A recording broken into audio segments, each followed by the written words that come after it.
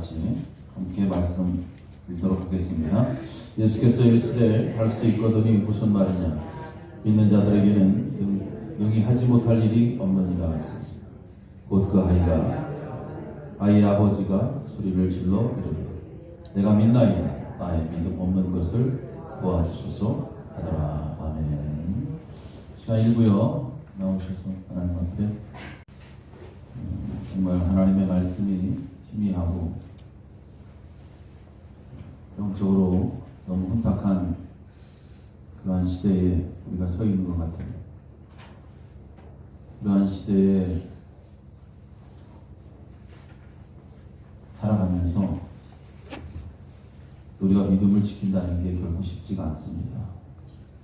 그래서 믿음으로 살아가기 위해서 이 몸부림치고 그 믿음으로 살기 위해서 애쓰는 그러한 모습들이 참으로 힘들죠. 그럼에도 분명히 믿음이 있어야 된다는 것은 자명한 사실입니다. 믿음이 있어야 돼요. 믿음이 없이는 믿음이 있어야 돼요. 하나님을 기쁘시게 하지 못하는, 하나님을 기쁘시게 할 수 없어요. 믿음이 없으면 하나님을 기쁘시게 할 수 없는 거예요. 믿음이 참 중요한 거예요. 그래서 이 시대가 혼탁하고 너무 어수선하고 하나님의 말씀이 더 희미해지고 이러한 시대에 정말 믿음에 대한 것을 다시 한번 스스로 또 시험해 볼 수 있는 그러한 상황들이 우리 삶 속에 자꾸 주어지는 거죠. 그래서 내가 과연 믿음이 있는 사람인가? 그래서 믿음이 있는지 없는지를 자꾸 우리 스스로 시험하면서 나에게 믿음이 있기를 소망해야죠. 믿음도 없으면서 믿음 있는 척하지 말고 믿음이 있어야 되는 거예요. 내가 믿음 있는 줄 알았는데 가만히 보니까 요거 하나 못 넘기네. 요 어려움 하나 못 견디네. 그 믿음이 없는 거지. 믿음이 없는 거죠. 난 믿음이 있는 줄 알았는데 믿음이 없는 거. 아브라함은 하나님으로부터 믿음을 시험받았어요. 믿음을 시험. 그게 뭐예요? 가장 큰 시련. 아들을 바쳐라. 여러분 아들 바칠 수 있어요? 그러니까 걱정하지 마. 여러분들은 그만한 믿음이 안 되기 때문에 하나님 그렇게 요구하지 않을 거예요. 아들을 바쳐라. 아멘이요? 아이 아멘이 아니지. 창피한 일이지. 아들도 바칠 때 내 목숨도 하나님께 바쳐야 될 상황인데 아들도 바쳐야지. 믿음이 없는 거예요. 아브라함이 괜히 믿음의 조상이 아니야. 그러니까 아브라함이 하나님을 향한 믿음이 있었는가? 하나님께서 말씀하시잖아요. 그 시험의 단계 스스로 시험하는 거예요. 아들을 하나님 앞에 제물로 바쳐야 되는 거예요. 하나님 너무 가혹한 시험 아닙니까? 하나님 이게 뭡니까? 아브라함은 그렇게 하지 않았어 보니까. 그래서 그냥 믿음의 조상이 되는 게 아니에요. 그냥 믿음이 있는 사람이 되는 게 아니야 보니까. 그래서 어느 정도는 누구나 아브라함과 같은 믿음의 시험이 없을지 모르지만 통과해야 돼요. 통과해야만이 그 다음에 다음 단계로 올라갈 수 있는 거예요. 여러분 아브라함의 심정이 어땠을 것 같아요? 여러분이 자는데 하나님께서 야 아무개야 누구를 바쳐라, 네 아들을 좀 제물로 바쳐라 했는데 그것도 아들이 한 여러 명 되면 그 중에 속썩이는 놈 하나 데려다가 제물로 바치면 되는데 한 명밖에 없잖아요. 진짜 아들은 한 명인데 큰일 날 일이에요. 아들 많으면 그 중에 저 하나 속썩이는 애 그냥 슬쩍 갖다가 바치면 되잖아요. 아브라함 심정이 어땠을까? 우리 성경을 읽어가면서 아브라함 심정이 어땠을까? 우리는 아브라함처럼 종종 이 믿음의 시험을 받을 때가 있어요. 근데 그럴 때마다 그냥 귀 다 막고 아유 안 들려. 하나님 말씀하셔도 나 안 들려. 그럼 시험에서 떨어지는 거예요. 그럼 그 사람은 떨어지는 거예요. 그럼 맨날 제자리거든요. 맨날 그냥 맨날 그 타령하는 거예요. 여러분 누구에게나 저도 마찬가지예요. 주어진 시험은 다 다르지만 하지만 그 시험을 이겨야만 믿음이 더 견고해지고 그리고 또 견고한 믿음을 가지고 또 하나님 주시는 시험이 있으면 그것을 또 이겨나가야 돼. 그래야만이 또 다음 단계로 올라가요. 그렇게 여러분 믿음으로 세상을 사는 사람들이 바로 저와 여러분 그리스도인들이에요. 그 그리스도인들은 믿음으로 사는 사람들이기 때문에 그 믿음을 무시하면 안 돼요. 그래서 그 믿음이 결국 세상을 이기는 거죠. 그 믿음으로 궁극적으로 우리가 승리하는 거예요. 여러분 이 말씀 오늘 주신 이 말씀 여러분 잘 아시는 말씀이에요. 이 믿음에 관해서. 근데 특별히 믿음이 왜 중요한지 이 말씀을 통해서 다시 한번 우리가 믿음의 중요성을 깨달아야 돼요. 믿는 자들에게 어떠한 일이 일어나는가? 세상에서 이 믿는 자들에게 일어나는 일들이 있단 말이에요. 그래서 믿음이 중요한 거예요. 오늘 말씀 보니까 어려서부터 앞절 말씀부터 쭉 보면 나오는 내용이지만 어려서부터 귀신 들렸어요. 아이가 귀신 들려서 말을 하지 못하고 경련을 일으키고 괴롭힘을 당하고 이 아버지가 아들을 데리고 이제 예수님의 제자를 찾죠. 예수님의 제자를 찾은 이유가 뭐예요? 고침받기 위해서 간 거예요. 고침받기 위해서. 그 귀신은 그 아이를 괴롭히기 시작하는데 말을 못하게 하고 물가로 막 넘어지게 만들고 막 거품을 물고 거품을 흘리게 하고 이를 갈고 핏기가 돌지 않는 아주 심각한 상태.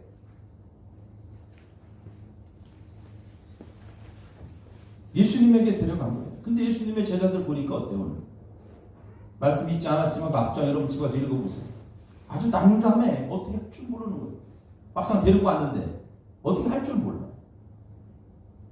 만약에 제자들에게 믿음이 있었다면 거기에 제자들에게 믿음이 있었다면 전능하신 하나님 앞에 기도했을 거예요.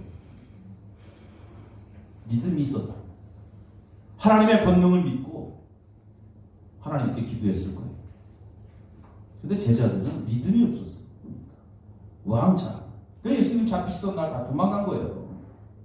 믿음이 없으니까. 믿음이 있는 것 같지. 예수님을 따라다녀도 믿음이 없으면 이런 현상들이 나타나요. 귀신 들린 아이를 예수님의 제자들에게 데리고 가면 이 아이 고칠 수 있을 거라는 그 아버지, 귀신 들린 아버지의 믿음보다도 더 없었던 사람, 믿음이 더 없었어요. 제자들이. 그 믿음과 대조되는 거예요. 아니나 달라요. 여러분 예수님께서 제자들 보시고 꾸중하잖아요. 믿음이 없는 세대. 믿음이 없는 세대. 예수님께서 귀신 들린 아이를 데려와라. 나에게 데려와라. 예수님께서 그 아이를 보고 또 귀신은 예수님을 보자마자 그 자리에서 꼬꾸라지고 경련을 피고 도망가.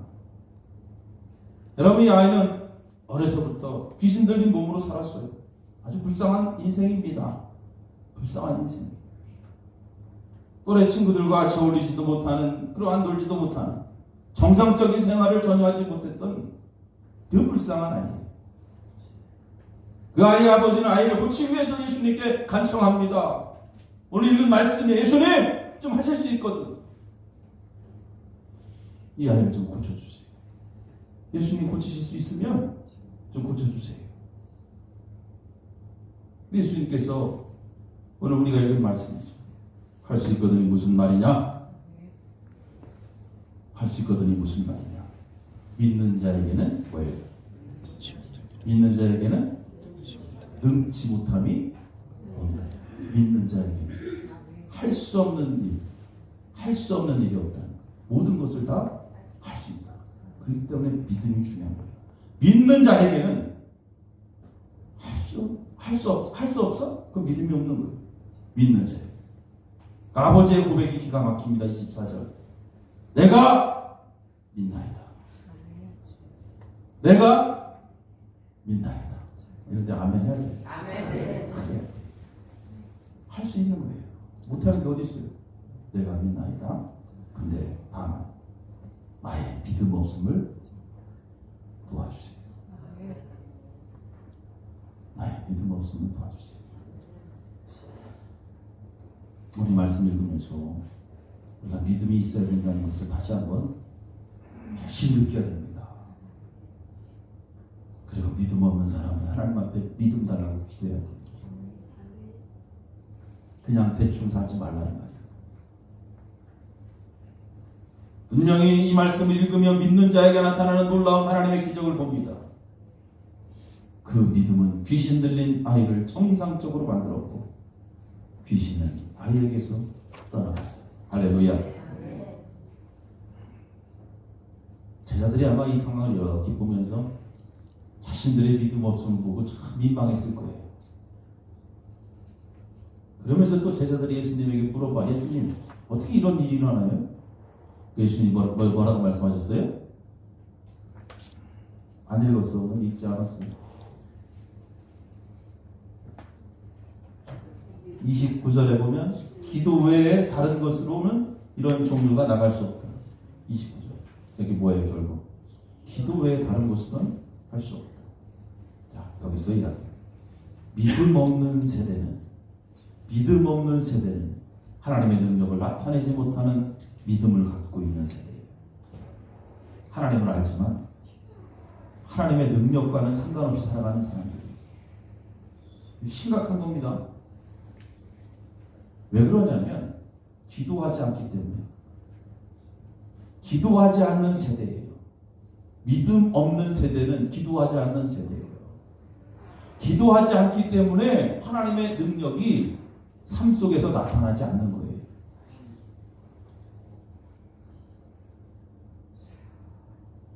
여러 가지 의미가 다 숨겨져 있겠지만 이 말씀을 우리는 그렇게 해석할 수 있는 거예요. 그래서 지금 우리의 신앙에 내가 믿음이 있는가? 귀신 들린 어린아이는 복음 없는 세상을 상징하는 거예요. 이 땅에 복음 없는, 예수가 없는, 하나님의 능력이 없는 그 세상을 상징하는 거예요. 귀신 들린 아이.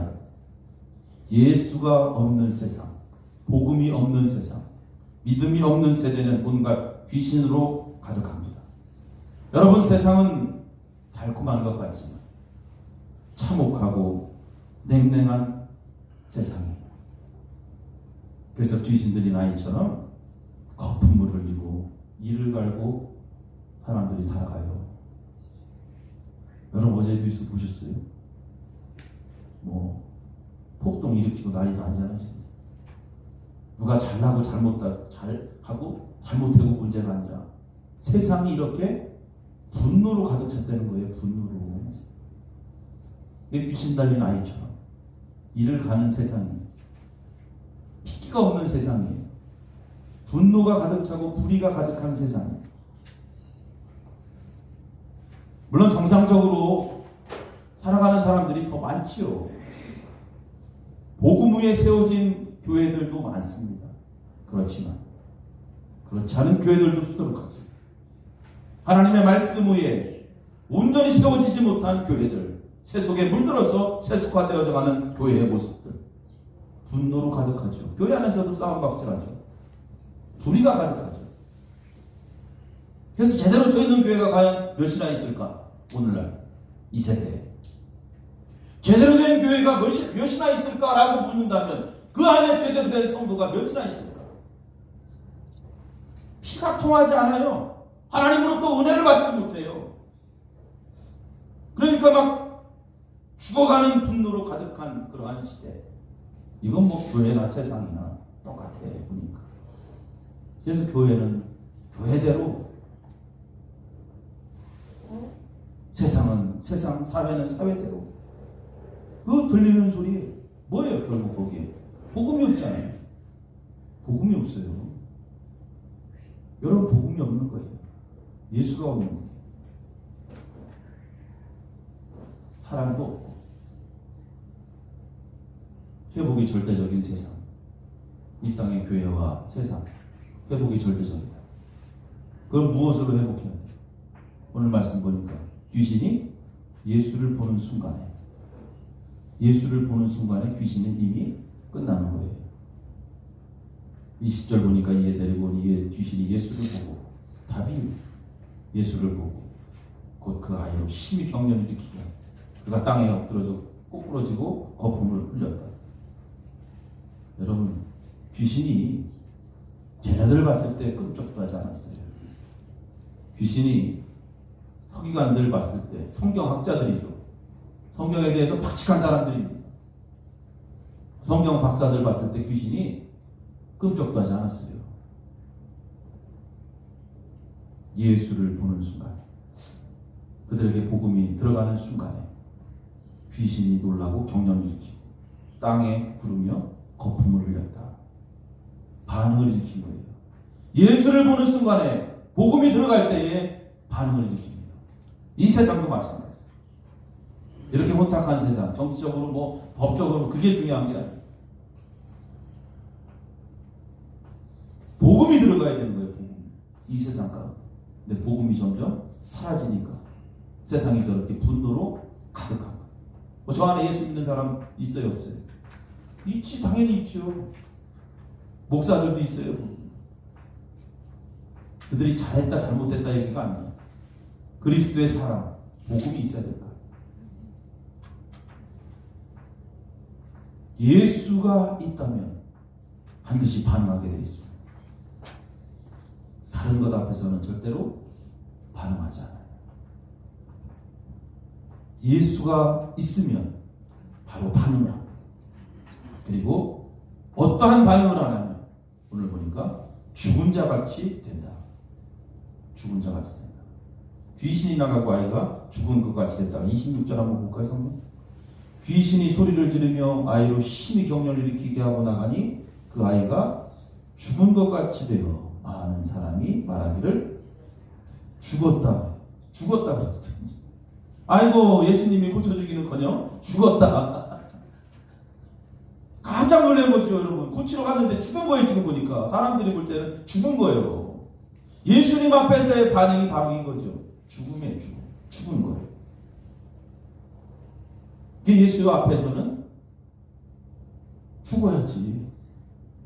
이게 핵심이에요. 복음이 들어가면 그런 육신의 어떤 생각들, 이 모든 것들이 드러날 수 없어요. 다 죽는 거예요. 우리가 예수님을 만나면 제일 첫 번째 나타나는 현상이 뭐예요? 죄인임을 깨닫고 내가 죽어야 된다는 것을 알죠. 여러분 예수님 만나셨죠? 언제 만났는지 기억이 잘 안 나? 희미해. 첫사랑을 다 잊어버렸어요. 예수님 처음 만났을 때 십자가 붙잡고 십자가만 쳐다봐도 그냥 눈물이 졸졸 나고 왜 울었는지도 모르지만 아무튼 울면서 또 콧물 닦다가 울다가 아이고 난 죽을 죄인 예수님 살려주셔서 감사합니다. 그랬어요, 안 그랬어요? 안 그랬어요? 기억도 안 나요? 예수 만나면, 예수 앞에, 사울도 그랬죠. 예수 앞에 만나면 죽은 자 같이 된다. 죽은 자 같이 되는 것은 매우 의미 있는 일입니다. 예수 앞에서 내가 죽은 자 같이 되었다. 근데 예수 앞에서 왜 죽어야 됩니까? 예수 앞에서 죽어야만이 예수가 다시 일으켜 살리는 거예요. 다시 세워주시는 거예요. 하나님은 십자가에서 예수님께서 죽으실 때 예수님을 그냥 내버려 두지 않았어요. 예수님의 죽으심으로 하나님이 그를 다시 살리셨고, 성경은 그렇게 얘기하는 거예요. 그를 다시 살리셨고, 이것이 뭐예요? 부활입니다. 그래서 우리가 예수 앞에서 죽어야 될 이유가 뭐예요? 부활하기 위해서 죽는 거예요. 예수 앞에서 죽은 자가 된다는 다른 의미는 세상에 대해서 죽은 자가 된다는 뜻입니다. 이제는 더 이상 세상에 대해서 사는 것이 아니라 세상에 대해서 죽은 자. 다시 말씀드리면 죄에 대해서 죽었다라는 의미가 있습니다. 예수 앞에서 죽은 자 같이 되어야 그때부터는 내가 더 이상 뭘 하려고 하지 않는 거예요. 난 죽었는데 내가 뭘 해요? 죽은 사람이 뭐예요? 내가 그동안 여러 가지 많은 생각들, 육신의 생각들, 이건 내 생각이 아니에요. 귀신의 생각이 오늘 말씀 보면 마귀의 생각들이에요. 귀신에 이끌려서 악한 영에 이끌려서 죄를 짓고 살았던 그 모습이 이제 죽어야 돼요. 세상과 육신에 대해서 반응하지 못하는 거예요. 죽음으로 인해서. 이 귀신 들린 아이가 예수를 만났을 때 귀신이 떠나고 죽은 자 같이 되었다. 우리도 마찬가지입니다. 예수를 만남으로 우리의 자아와 육신은 떠나고 더 이상 내가 세상의 산자가 아니라 죽은 자가 되는 거예요. 예수 그리스도와 함께 산다고 하면서 도대체 내 육신이 살아있다면 그는 아직 예수님과 함께하는 자가 아니다. 아주 중요한 의미를 갖고 있어요. 예수 앞에서 반드시 죽어야 된다. 성경에 예수님을 만난 사람들은 다 거듭났다 그래요. 이 거듭났다라는 게 죽었다가 다시 살아난 거예요. 뱃속에 들어갔다 다시 나오는 거. 니고데모가 물었잖아요. 어떻게 죽은 사람은 거듭날 수 있겠냐? 어머니 뱃속에 다시 들어갔다 어떻게 나올 수 있겠느냐 물어보잖아요. 뭐 사람이 물과 성령으로 거듭나지 아니하면 하나님의 나라에 들어갈 수 없느니라고 했어요. 죽었다 살아나지 않으면 절대로 그는 하나님의 나라를 경험할 수 없는 거예요. 이 세상에도 마찬가지. 죽어서 천국 가는 게 아니잖아요. 이 땅에서 매 순간순간마다 천국의 삶을 살아가는 거예요. 죽은 자만이 살 수 있는 거예요. 죽은 자가 천국의 삶을 경험하는 거예요. 성령으로 거듭나서 하나님의 나라를 경험하며 그렇게 세상에서 살다가 그 다음에 영원한 하나님의 나라, 그 나라에서 영원히 살아가는 거예요. 이 세상에서 지옥같이 살다 천국 가는 게 아니에요. 성경은 우리를 그렇게 가르치지 않아요. 이 세상에서도 주님과 함께 천국의 삶을 사는 거예요. 할렐루야. 주님과 함께 살아가면 그게 어디든 상관없어요. 그곳이 천국이에요. 그것을 알아가라. 예수님을 만남으로 이제는 더 이상 육신의 삶에 의존하지 않습니다. 반드시 내가 죽어야 돼요.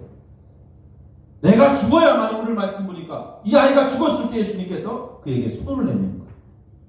여러분들이 십자가 앞에서 죽을 때 예수님께서 손을 내밀어요. 죽지 않으면 절대로 손 내밀지 않아요. 아직까지 나의 자아가 살아있고 내 육신적인 생각이 살아있으면 예수님은 절대로 손 내밀지 않습니다.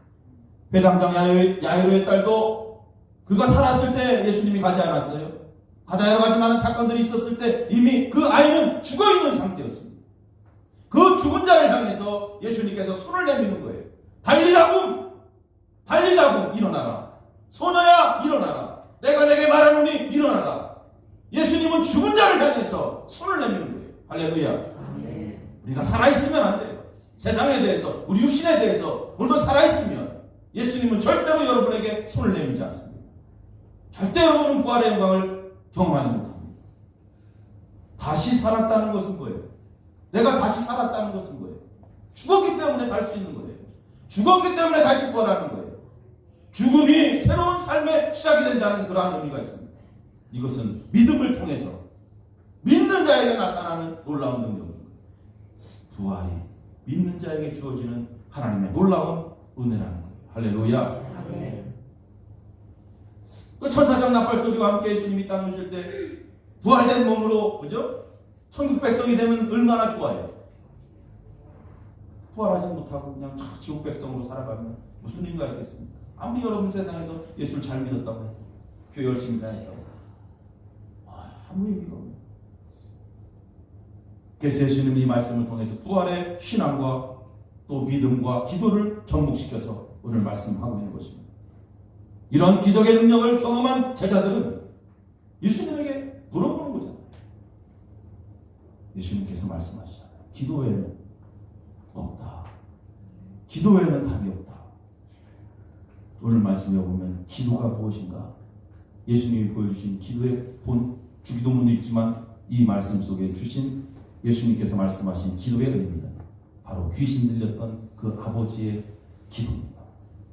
그 귀신 들렸던 아버지가 예수님께 드렸던 기도.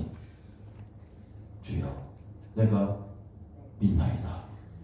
주여 내가 믿나이다. 나의 믿음 없음을 도와주소서. 이게 기도예요. 우리가 하나님 앞에 드려야 될 기도가, 이 시대에 하나님 앞에 나아가야 될 기도 제목이 바로 이거예요. 주여 내가 믿나이다. 주여 나의 믿음 없음을 도와주소서. 하나님은 전능하신 분이에요. 우리는 다 믿습니다. 전능하신 하나님이에요. 못하는 것이 없어요. 그 전능하신 하나님, 못하시는 것이 없으신 하나님, 그 하나님 우리의 아버지요. 우리는 그 전능하신 분을 믿고 살아가는 하나님의 거룩한 백성들. 부정적인 삶을 살고 있다는 것은 모순된 거예요. 전능하신 아버지가 계신데 그 하나님 못하시는 게 뭐가 있어요? 있어요? 있어요? 알기는 잘해요. 근데 우리는 매일 걱정하죠. 매일 염려하죠. 뭐 안 될 것 같고. 전능하신 하나님이 계신데, 나 아버지가 계신데 왜 고민하고 왜 힘들어합니까? 기도하는 소리예요. 기도하면 돼요. 그 기도는 다른 것과 하는 것이 아니라 하나님 나에게 믿음을 주십시오. 믿음을 위한 기도를 하나님 앞에 하는 거예요. 나의 믿음 없음 하나님 용서해 주시고 오늘 아버지의 은혜를 부어주시옵소서. 믿음의 삶을 살게 해달라고 기도하는 거예요. 믿는 자에게 능치 못함이 없다고 했으니 이거 약속 붙잡아야 될 거 아니에요? 하나님이 주시는 가장 큰 선물이 뭐예요? 믿음이에요. 믿음. 다른 게 아니에요. 여러분. 믿음이에요. 믿음. 믿음을 갖고 세상을 살아가는 거예요. 이 가장 큰 힘이에요. 그러니 내가 믿음 없으니 하나님 믿음 없음을 불쌍히 여겨달라고 이 아버지처럼 하나님 앞에 겸손하게 엎드리는 거예요. 그래서 여러분이 믿음 갖고 올 한 해 산다면 반드시 승리할 줄로 믿습니다. 비전 나사렛교회 부흥회하면서 제가 하나님과 함께함이 복이다 이렇게 설교했어요. 10편 73편 말씀. 왜 하나님과 함께함이 복이에요? 하나님은 전능하신 하나님의 손으로 붙잡아 주시는 분이에요. 하나님이 함께할 때 하나님 붙잡아 주신다니까. 그 하나님 우리를 인도하시는 분이에요. 캄캄한 세상 내일 일을 알 수 없죠. 하나님이 인도하시면 내일 일이 걱정할 필요가 없는 거예요. 그래서 하나님과 함께하는 게 복이에요. 이 믿음을 갖고 가자는 거죠. 이 믿음을 갖고. 여러분 오늘 저녁부터 우리가 부흥해야죠. 하나님의 축복을 누리는 한 해가 되기를 소망하고 하나님의 귀한 은혜의 시간을 만들어야 돼요. 옆 사람 손잡고 빠지지 맙시다. 시작. 아니 진지하게 얘기해봐. 빠질 것처럼 옆 사람 손잡고 빠지지 맙시다. 한번 이렇게 얼굴 쳐다보고 다시 손잡고 얼굴 쳐다봐. 손잡아. 옆 사람 얼굴 쳐다봐. 아니 나를 봐. 그리고 나를 봐. 옆 사람은 빠지면 물어. 옆 사람 얼굴 딱 쳐다봐. 빠지면 그냥 그 다음부터 알아서 해 이제.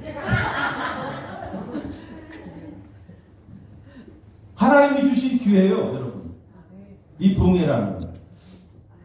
그냥 앉아있으면 은혜 받게 돼 있어. 할렐루야. 영적 싸움에서 이기는 거예요, 이거는.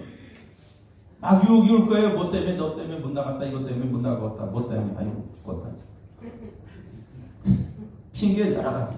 근데, 믿음으로 극복하고, 하나님 앞에 나와 앉아있으면, 그 다음부터 하나님 책임져주는 거예요. 그리고 여러분, 오늘 말씀처럼, 하나님 앞에 믿음 없음을 고백하시고, 그동안 내가 믿음 있는 줄 알았죠. 그 착각에 빠지지 말고 정말 믿음이 있으면 감사하지만 믿음 없으면 다시 하나님 앞에 엎드려 이 아이의 아버지처럼 하나님 믿음 달라고 하나님 앞에 기도하면 하나님께서 불쌍히 여겨주시겠죠.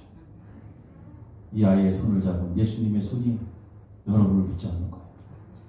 여러분 무디 목사님은 기도를 이렇게 정의했어요. 기도가 뭐냐? 기도는 따라합시다. 기도는 동냥하는 거지의 손과 같다. 한번 해봐. 시작. 그렇지. 아우 머리가 너무 좋아요. 동냥하는 거지의 손과 같아요. 거지가 동냥하면서 얼마 넣나 골라서 받아요? 여보시오 일로 와. 어디 1,000원짜리 놓고 가 누굴 거지로 하나. 그런 거지 봤어? 네? 무디 목사님이 정의한 거예요. 기도는 동냥하는 거지의 손과 같아. 1,000원짜리 주든 10,000원짜리 주든 50,000원짜리 놓고 가든 주는 대로 받는 거예요. 하나님께서 여러분 주시는 은혜는 우리의 상황에 맞게 다 알아서 주셔. 저 사람은 왜 저거 주는데 하나님 난 이거 줍니까? 이게 아니란 말이에요. 하나님이 주시는 은혜는 그 받는 그 자체가 복이 나는 거예요. 할렐루야. 우리가 믿음으로 오늘도 하나님을 기쁘시게 하지만 우리가 구하지 않아도 밤새 철회하지 않아도 괜찮아. 금식하지 않아도 돼. 하나님이 알아서 주시는 거예요. 이게 아버지와 자녀의 관계예요. 부모와 자녀의 관계. 여러분 자녀가 여러분에게 뭐 달라고 막 단식하고 투쟁해봐. 더 주고 싶어 안 주고 싶어? 어떻게 주기야 죽었지 이거 속상해서. 근데 그냥 매일 그냥 이쁜 짓 하고 그냥 아버지 어머니 최고입니다 하면서 아버지 믿고 다니고 어머니 믿고 다니고 우리 어머니밖에 없어요. 우리 예수님밖에 없어요. 우리 하나님밖에 없어요. 그러면 그냥 안 주고 싶어도 줘야 돼. 어떻게? 없어도 주고 싶죠. 뭐가 중요하냐? 깨달아야 돼. 하나님은 구하지 않아도 더 우리에게 좋은 것을 주시니 믿는 자에게 이러한 능력들이 나타나나 믿음이 있어요. 그래서 우리가 항상 오늘도 주님 바라보시고 스스로 믿음이 있다고 교만에 빠지지 말고 믿음 없음을 한탄하고 하나님 앞에 겸손하게 은혜를 구하십시오. 그러면 오늘 예수님께서 이 아이의 손을 붙잡은 것처럼 여러분의 손을 꼭 붙잡아 주시고 걱정하지 마. 하나님께서 그렇게 말씀하실 줄로 믿습니다. 기도하겠습니다. 하나님 감사합니다. 오늘 주신 귀한 말씀 저희들이 잘 깨닫기 원합니다.